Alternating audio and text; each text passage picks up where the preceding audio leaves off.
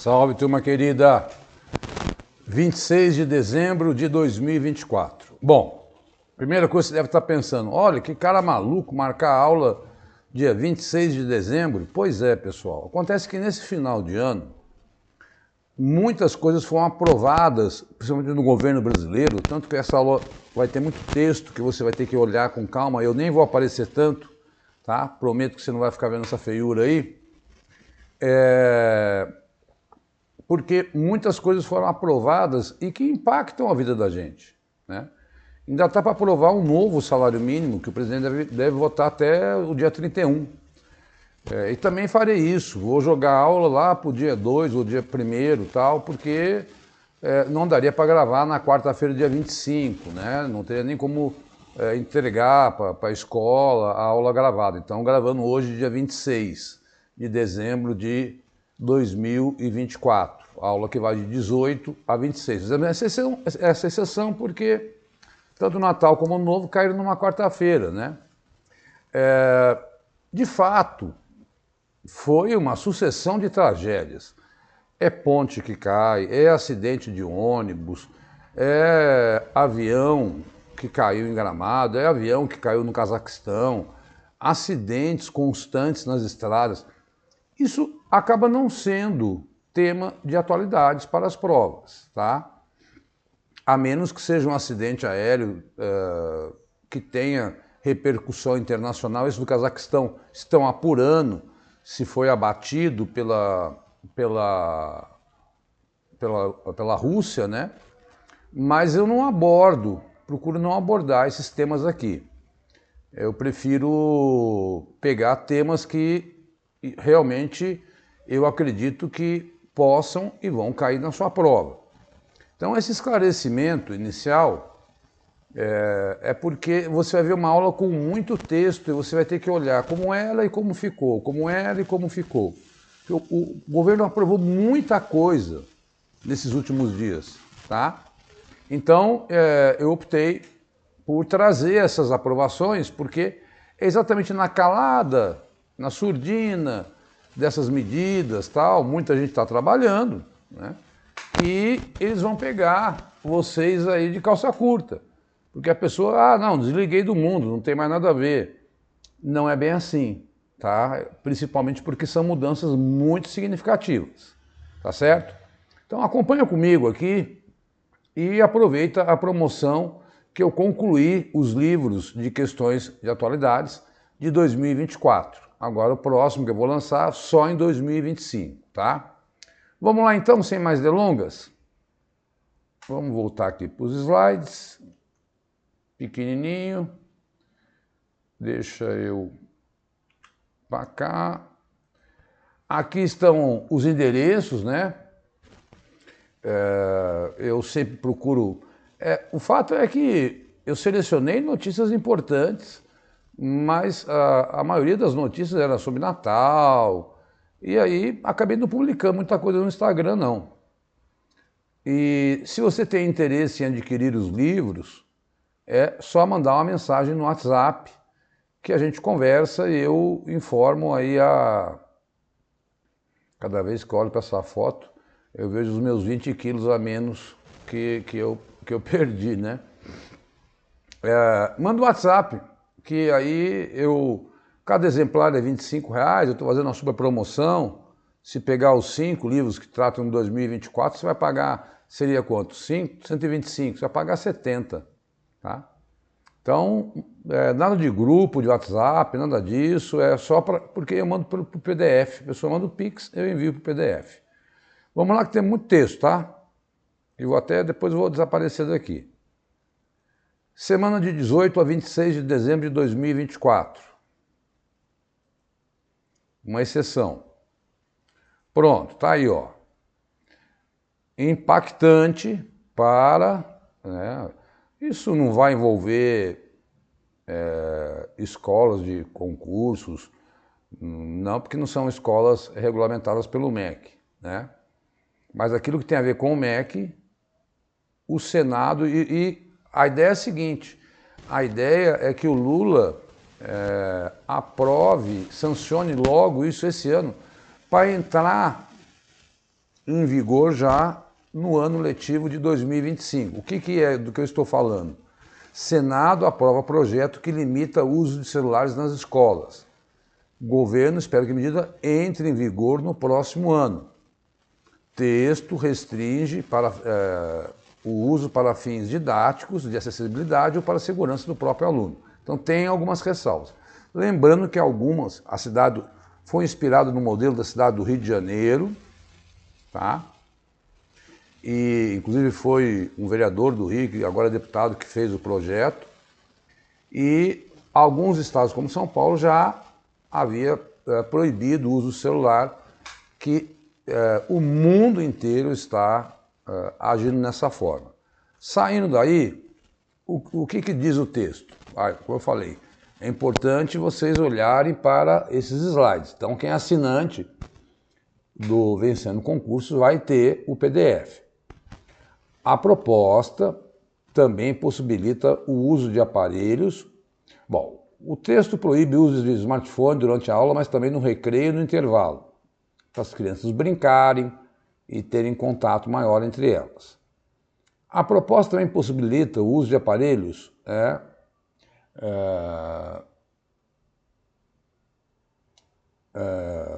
eletrônicos, pessoais instalam para fins estritamente pedagógicos, ou seja, professor, vamos fazer uma pesquisa, todo mundo com o celular, abre aí, tal. Ok, combinado, aí pode ser usado. Garantir a acessibilidade e a inclusão, aqueles que usam o aparelho para questão de audição, visão, etc. E direitos fundamentais do aluno. Isso é bem amplo, né? Então, já existe em São Paulo, tá certo? E isso tem a ver com a avaliação do PISA, da OCDE, que mostra que o uso do celular tem atrapalhado muito o desempenho dos alunos em sala de aula. Então, só falta o Lula sancionar. Na próxima aula, eu já acho que ele já deve ter sancionado. Ele fala, ó, Lula sancionou, não pode mais celular. No caso de São Paulo e do Rio, Sergipe também, não se usa mais, tá? Então, importante aí essa decisão para as escolas, para a educação brasileira, acompanhando as melhores práticas internacionais. Tá vendo?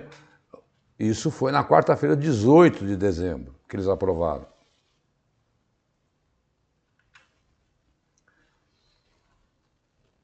Por que real é de longe moeda que mais perdeu para o dólar no mundo?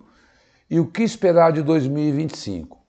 Das 20 moedas mais negociadas do mundo, apenas 3 não se desvalorizaram diante da americana. O real lidera o ranking. O real é o dinheiro que mais perdeu valor e não tem recuado da casa dos 6,20, 6,30, 6,15 nesses últimos dias. Isso impacta na nossa vida. Por que impacta? Porque gasolina que nós compramos é em dólar, trigo é em dólar, então vai impactar o pãozinho, enfim, maquinário, insumos, fertilizantes. Se o dólar sobe, você vai pagar mais caro para comprar qualquer coisa lá fora que diz respeito à nossa vida no dia a dia. Então, agora, por que será que isso está acontecendo, né? Tem lá um cenário político? Tem, mas isso é muito difícil da gente chegar nesse detalhe. Vamos tentar entender aqui, ó, quando o texto fala, o movimento lá começa, o dólar é o segundo dia, a disparada no final dela, quando começa o texto ali, ó, o movimento de valorização do dólar e desvalorização das demais moedas é mundial. Vamos entender por quê. Após a pandemia, o Banco Central americano elevou os juros básicos de sua economia para controlar um surto de inflação no país. Os preços haviam subido por conta dos conflitos internacionais e um desalinhamento das cadeias internacionais de produção por causa da pandemia. Como os juros americanos subiram, eles atraem capital de todo mundo.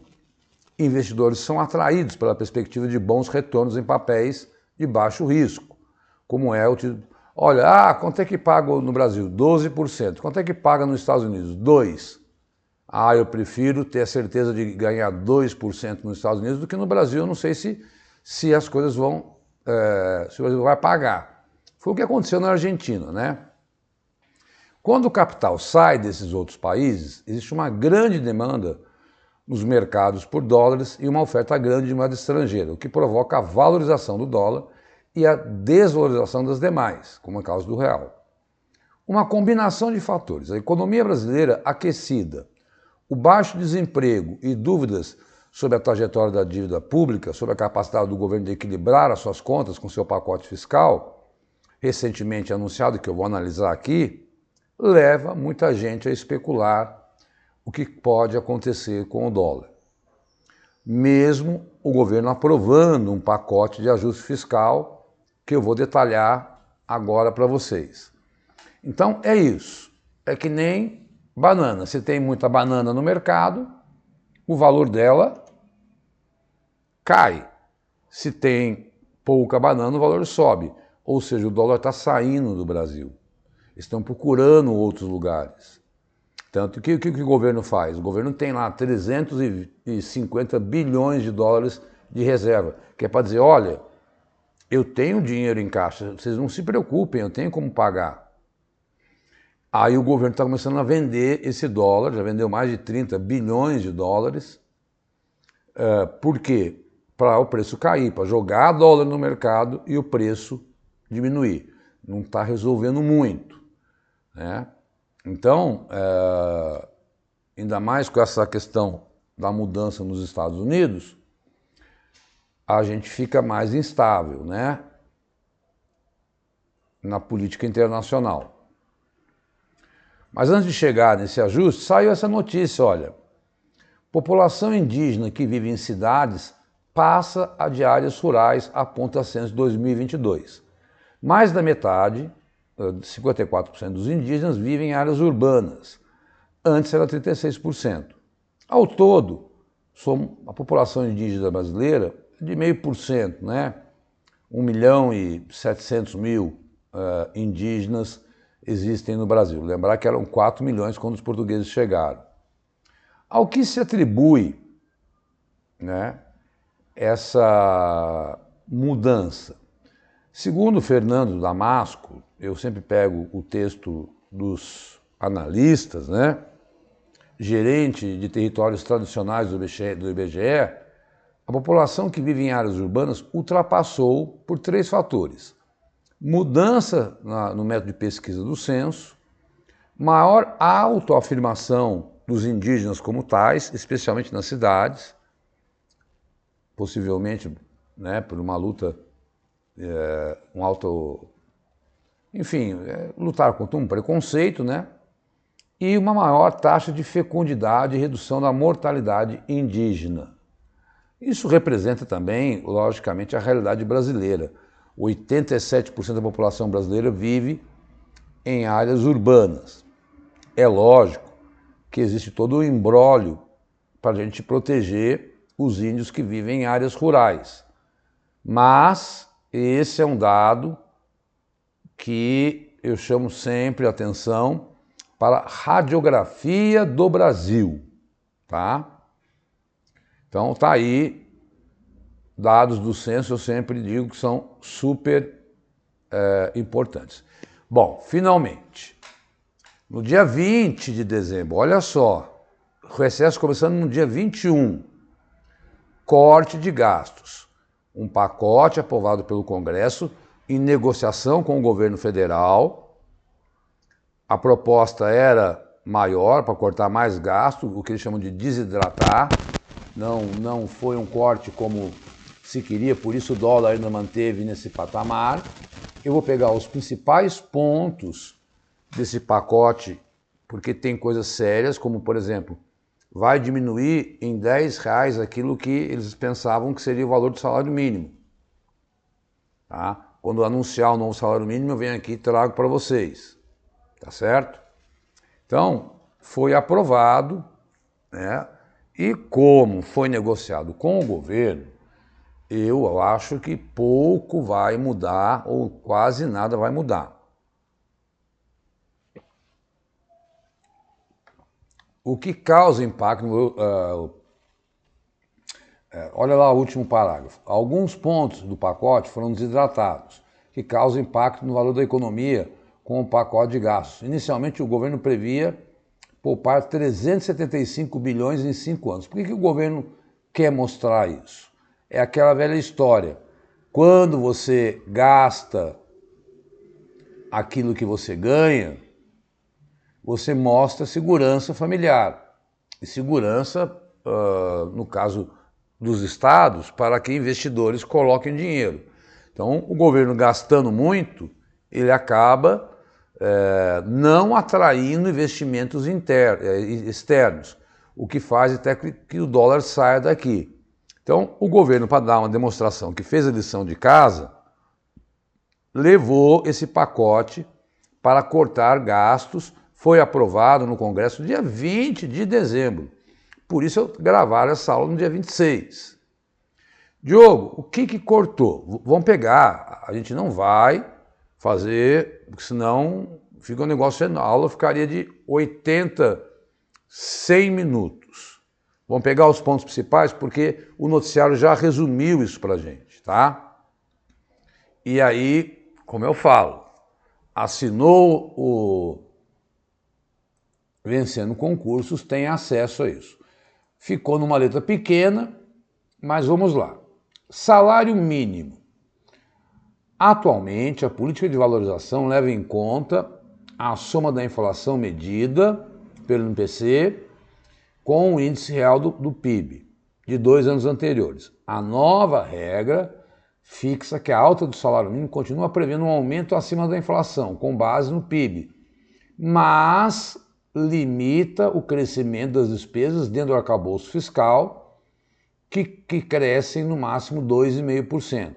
A regra também define que o crescimento mínimo do salário deve ser de 0,6% ao ano. Ou seja, descontrolada a inflação, o salário mínimo deve crescer entre 0,6% e 2,5%. Se a inflação fosse de 4, 5, o salário mínimo crescia 4, 5 mais o crescimento do PIB, que dava 6%. Cortou. Tá? Então vai ficar nesse intervalo, de 0 a 6. Ok? O que é arcabouço? É a regra que controla as contas públicas em vigor desde o ano passado. Benefício de prestação continuada. A proposta enviada pelo governo endurecia as regras de acesso ao BPC, mas o texto final aprovado pelas duas casas flexibiliza a mudança. O BPC é um direito de uma pessoa com deficiência e do idoso com 65 anos ou mais de receber um salário mínimo por mês se não tiver condição de sustentar ou ser sustentado pela sua família. Então, qualquer pessoa que não, por exemplo, não pagou aí, não teve aí a carteira assinada e etc, tal.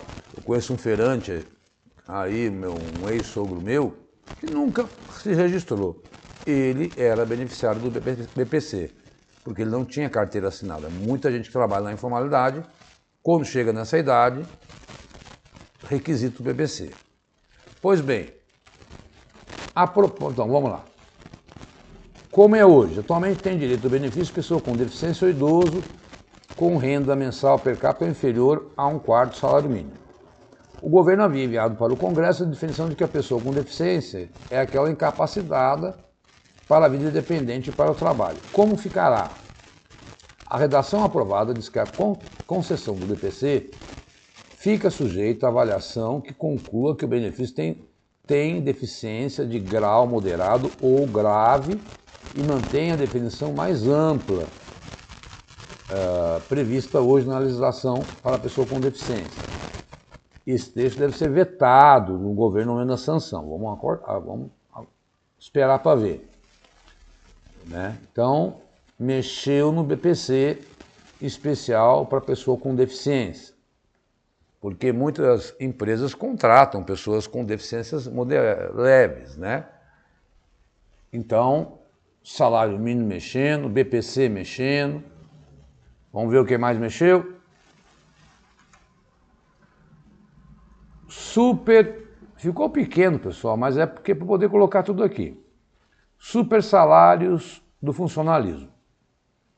Uma das propostas dessa PEC, que é a proposta de emenda constitucional, disciplina o pagamento de supersalários do funcionalismo público. Como é hoje? Pela lei, nenhum servidor pode ganhar mais do que o ministro do Supremo Federal de R$ 46 mil. Mas, na prática, alguns servidores adicionam verbas indenizatórias. Quem não viu aquela história dos juízes de Goiás, de Mato Grosso, desculpa, que deram um vale sexta natal de R$ 10 mil e acrescentam e acaba ficando acima do teto. Como ficará? A PEC estabelece que verbas indenizatórias terão de ter que ser contabilizadas dentro do limite do salário. Não vai poder passar de 46 mil. A proposta enviada pelo governo a todos os poderes havia estipulado que a exceção teriam de ser estabelecidas por meio de uma lei. Atualmente, a Constituição define que ressalvas também podem ser decididas por lei comum. Bom, ao serem classificados nessa categoria, os valores não estão sujeitos ao teto remuneratório e ao imposto de renda. Vai ter que ser, para inflar salários, servidores acima do limite, em um truque, concedem os chamados penduricários. Bom, então, vai ter que ter, quer colocar um penduricário, vai ter que aprovar uma lei e vai ter que justificar muito bem.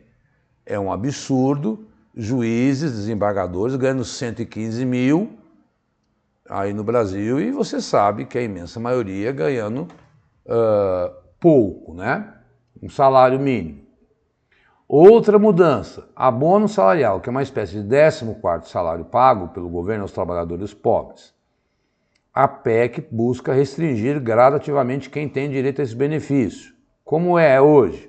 O abono é pago anualmente no valor de até um salário mínimo a trabalhadores que receberam até 2 salários mínimos no ano base do abono. Então, quem ganhou até 2, ganha mais um salário mínimo 14º. Como vai ficar? Em 2025, estabelece que para ter direito ao benefício, terá que ter recebido 2 salários mínimos no ano base, 2.600. A partir de 2026, o valor para ter acesso será corrigido pela inflação. Por outro lado, o salário mínimo terá ganho real. A regra de transição vai chegar a um ponto em que, para ter acesso ao abono salarial, o trabalhador só poderá ganhar um salário mínimo e meio. Então, o projeto é economizar 100 milhões nisso aí em 2025, subindo para 600 milhões e 2 bilhões em 2027. Ou seja, na prática, o abono salarial, o que acontece? Vai ser pago um salário mínimo, gradativamente, até 2027, para quem ganha até um salário mínimo e meio. Diminuiu meio salário mínimo. Tá? Então, cortou no salário mínimo, cortou no BBC, cortou nos supersalários e cortou no abono salarial. Esses 4 pontos são os mais importantes. Tá? Existe ainda outras coisas que se quer mexer, como a reforma tributária que já foi aprovada, mas que eu já fiz a ressalva. Vamos esperar ela ser aí sancionada pelo presidente e eu venho destrinchar a tal da reforma tributária com vocês. Aqui tem muita chance. No BPC talvez ele vete aquela coisa das pessoas com deficiência. Mas como foi muito costurado esse acordo dia 20 de dezembro, gente. Tá? Então guardar esses 4 pontos importantes aí. Leitura desse texto, leitura dessa notícia, que é uma aposta, porque é uma coisa que mexe com a economia brasileira, é uma tentativa realmente de reduzir os gastos do governo, exatamente porque o dólar está nesse patamar estratosférico. Ok? Então, foi o que eu consegui resumir aqui para vocês dessa aprovação. Gente, no dia 24 de dezembro, o governo publica decreto para disciplinar o uso da força pelas polícias. Quais são os principais pontos? Para a Polícia Federal, tá? Porque quem tem controle sobre a Polícia Estadual, Polícia Militar e Civil são os estados. Então, entre os principais pontos, a publicação, porque você está vendo aí o abuso de alguns policiais que estão atirando, né, até para se defender, mas, então, como é que vai ser? Determina que as armas de fogo não poderão ser usadas contra pessoa desarmada que esteja em fuga e veículo que desrespeite o bloqueio policial. Nos dois casos, o uso de arma será válido se houver risco ao profissional. Outro trecho do decreto diz que é necessário que haja planejamento nas operações e que as ações realizadas adotando medidas para prevenir ou minimizar o uso da força. Então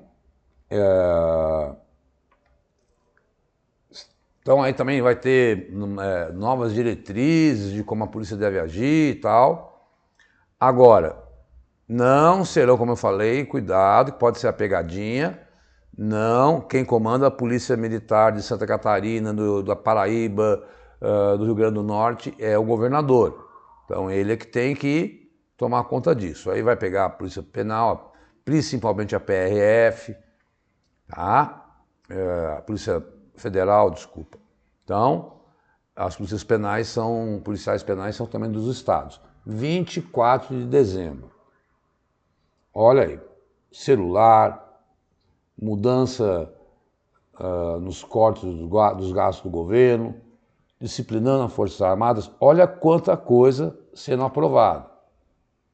Por isso, então, eu resolvi falar, bom, vou gravar dia 26 porque senão vai juntar muito assunto até o ano que vem, tá? Rapidinhas.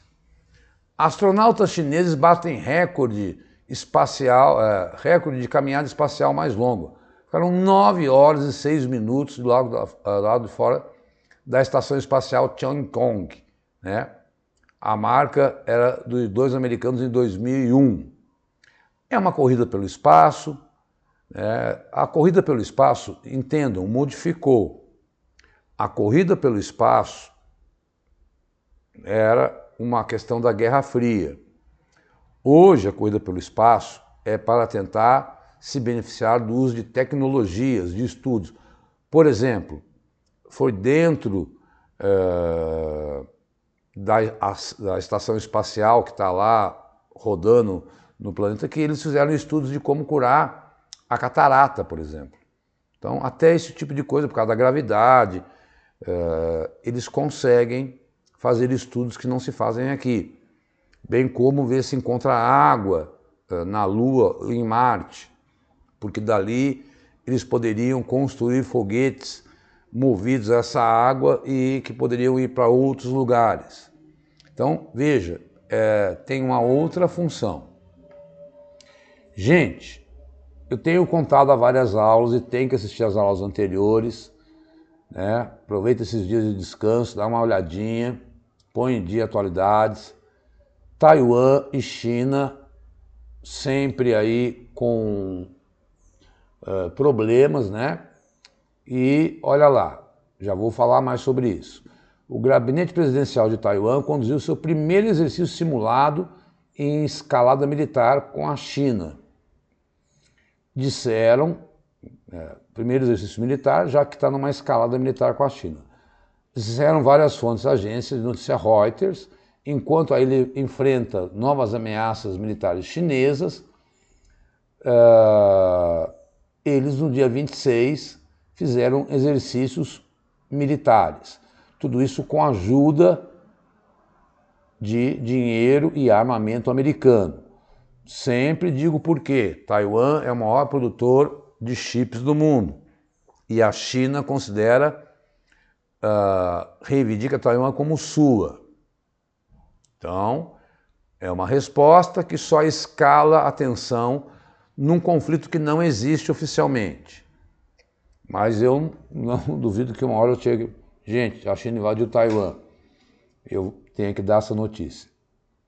Execuções na Arábia Saudita aumentam drasticamente em 2024. Mais de 300 pessoas foram executadas neste ano. Um grande contraste em relação a 172 do ano passado. Muitos por questão de drogas. Tá? A Arábia Saudita é um regime que tem aí, querendo se mostrar para o mundo como um regime democrático, evoluído, mas ainda tem lá 300 pessoas afetadas com pena de morte. O que leva todos os organismos de direitos humanos a reclamarem.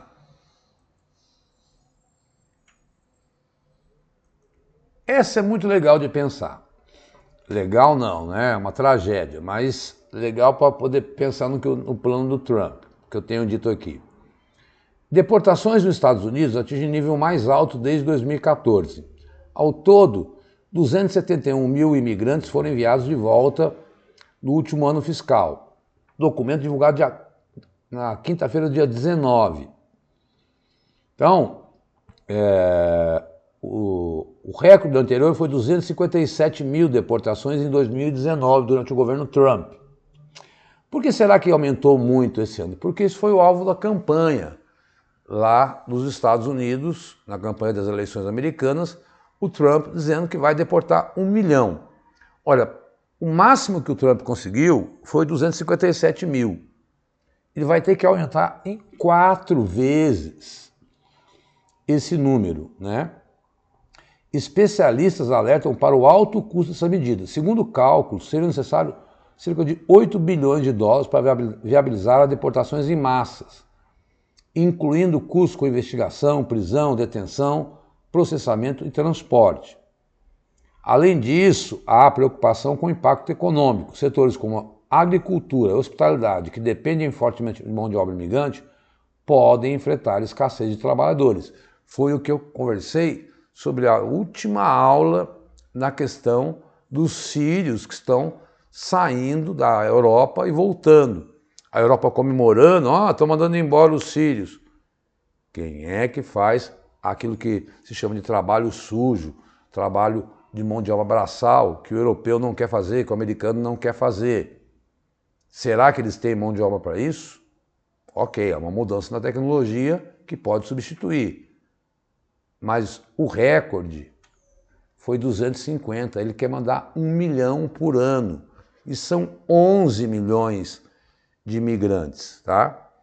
Mas esses números só servem para a gente ter uma ideia aí. E foram enviados para 200 países, né? Quais foram os que mais receberam? México, Guatemala, Honduras e El Salvador, né? Então, como eu tenho nas outras aulas conversado muito sobre isso com vocês, e veio essa notícia, eu achei por bem acrescentá-la a essa aula. Ah lá, não, é aqui que está. Europa está dividida em repatriar sírios e preencher lacunas, deu um spoiler, né? No mercado de mão de obra. Países europeus suspenderam pedidos de asilo de cidadãos sírios, então não estão aceitando mais. Mas refugiados são importantes para trabalho nas áreas de educação, saúde e construção. Cresce apelo entre os europeus para enviar de volta imigrantes sírios após a queda de Bashar al-Assad. Bloco, porém, sofre com a falta de mão de obra. A Alemanha agiu rápido ao anunciar a suspensão dos pedidos de asilo, depois da queda do Bashar al-Assad em 8 de dezembro, né? Então, olha, não adianta você pedir asilo, porque agora você estava fugindo do Bashar al-Assad, não é mais ele. O problema é que quem está governando a Síria não é um santo. Então, essas decisões causaram preocupação entre os mais de 1,5 milhão de sírios que se estabeleceram na Europa. A maior parte deles está na Turquia, porque é o país vizinho à Síria. Pois bem, olha o que diz o último, lá atrás.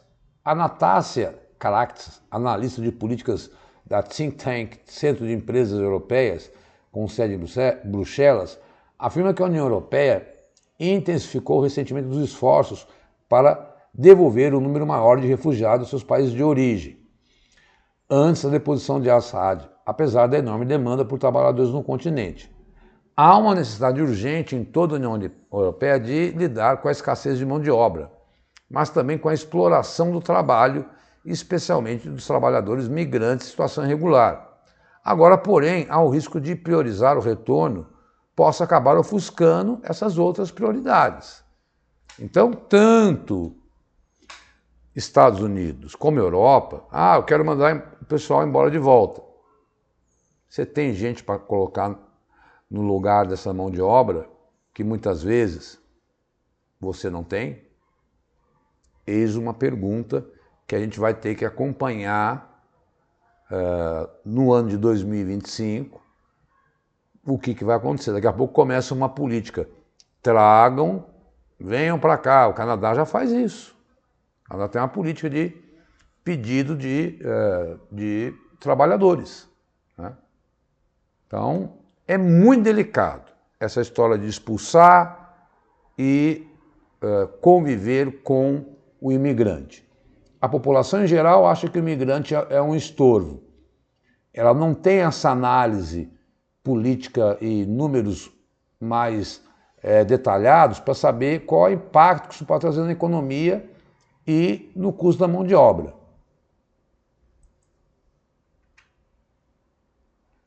Bom, que eu consigo ficar. Em alerta aos Estados Unidos, China diz que Taiwan é limite e que não deve ser ultrapassado. País asiático criticou nova ajuda militar dos americanos à ilha, ressaltando que viola seriamente o princípio de uma única China. 22 de dezembro, os Estados Unidos enviaram 570 milhões de dólares para Taiwan. Lembra que eu disse há pouco que Taiwan fez exercícios militares? A China dizendo, para Estados Unidos de ajudar Taiwan, porque Taiwan é meu. Bom, este é um problema que deve perdurar, porque as boas relações, as relações entre China e Trump não devem ser boas também. Aliás, foram as piores quando Trump governou. Mas está aí, né? Taiwan fazendo exercício é um dos momentos de tensão do mundo. Não é só a Ucrânia, que a guerra continua. Aliás, o Zelensky falou, olha, atacar a Ucrânia no Natal é um absurdo. Israel continua atacando a faixa de Gaza. Não temos nenhuma grande novidade nesses conflitos que se prolongam. Agora a questão é como ficará a Síria após a queda de Bashar al-Assad. Tá certo? E essa tensão dos últimos dias entre China e Taiwan. E com a interferência dos Estados Unidos. Deixa eu sair daqui. Gente, olha só. Que número assustador que eu vi isso hoje. Mais de 10 mil migrantes morreram ou desapareceram em 2024 tentando chegar à Espanha pelo mar. O número é 58% superior ao registrado o ano passado e inclui 1.538 crianças e mulheres. Ou seja, olha como tudo é muito louco. Esses navios naufragam, né? Eles tentam, aí ó, as mais de 10 mil vítimas eram de pelo menos 28 países, a maioria africano, mas também do Iraque e do Paquistão.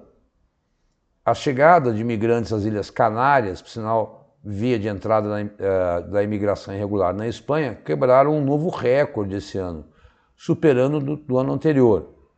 No total, 43 mil imigrantes chegaram ao arquipélago e 643 barcos, superando os 39 mil. Só que desses, 10 mil, desses 43 chegaram. Eram para chegar a 53 mil, porque 10 mil morreram. Então, Europa querendo mandar a gente embora e gente morrendo ainda tentando chegar na Europa. Ninguém faz esse movimento colocando a sua vida em risco porque está no lugar de conforto, né? Então, ao lado da Itália e Grécia, Espanha é um dos 3 principais portos de entrada para migrantes na Europa. Tá certo? Então, é muito louco. Essa coisa desses últimos tempos, de saída e chegada de gente na Europa, nos Estados Unidos, tem movimentado muito o noticiário. Tem levado à queda de governos, tem levado ao dissolvimento de parlamento, uma extrema-direita crescendo. Então está tudo interligado. E agora vamos ver como é que fica com a eleição do Trump, né? Muito bem. Por fim, deixo aqui, olha, esses são os 5 livros que eu falei, o 17, o 18, o 19, o 20 e o 21. O 21 foi o que eu acabei de soltar, de 10 de setembro a 18 de dezembro. Quando eu gravei a minha última aula, eu terminei o livro. Cada exemplar eu faço há muito tempo a R$25, que a gente não quer ganhar. O brasileiro tem aquela mania, baratinho não vale nada. Não, é porque a minha ideia é atingir o máximo de pessoas, né? Não quero ficar, vender a R$100. Aí vende um, ok. Deve ser um livro bom. Meu, é um livro bom, dá um puta de um trabalho fazer, tanto é que para bolar essas questões eu demoro mais de 2 meses, e tá aí os 5 volumes que você pode entrar em contato pelo meu WhatsApp, que está aqui, e ter acesso à promoção, tá? Deixo também, para encerrar essa aula, última aula do ano, os endereços do Vencendo Concursos, que também não está parando, tá? Então, acesse o Vencendo Concurso no YouTube para ver as novidades, ou mesmo no site, que você vai ter. Pelo YouTube você vai ser levado ao site e às promoções. Desejo a todos um excelente 2025, muito feliz por ter concluído aí este ano semanalmente. Nós que não falhamos, só a semana que eu tive dengue, acho. Não falhamos uma semana sem abordar temas importantes. A próxima aula já é 2025. Um ano cheio de paz, saúde e muita energia para todos vocês. E muito obrigado por essa atenção em 2024. Até 2025. Obrigado, turma boa. Tchau, tchau.